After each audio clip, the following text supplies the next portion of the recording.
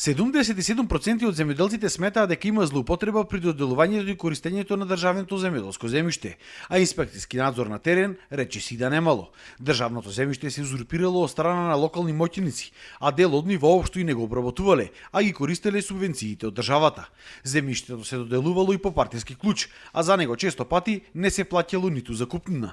Исто така, еднаш дадено земјоделско земјиште повторно се издавало во подзакуп, што е спротивно на законот. На земјоделците пак никој ниту им кажувал зошто се одбиени, ниту кој го добил земјиштето. Нашите апели се да има целосна ревизија на државното земјоделско земјиште, редовен инспекцијски надзор во однос на обработката и користењето на државното земјоделско земјиште и поголема јавност и транспарентност при самите постапки на доделување на државно земјоделско земјиште, со навремено информирање на земјоделците како за објавувањето на огласите и парцелите кои се доделуваат, така и потоа по самото завршување на процесот да има една отчетност од страна на самите институции во делот на кој добил, колку добил и оние кои што се одбиени да добиваат информација кои се вистинските причини зашто се одбиени и зашто не го добиле земјиштето за кое што аплицирале.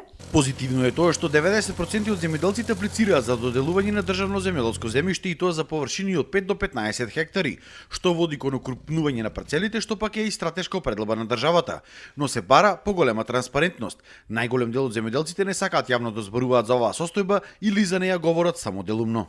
Тешко можеме да дојдеме до тие тендери.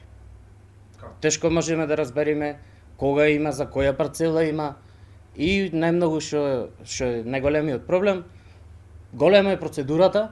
Треба да биде потранспарентно и во медиумите да биде, за да може пошироката јавност да дознае и да аплицира секој кој што е заинтересиран.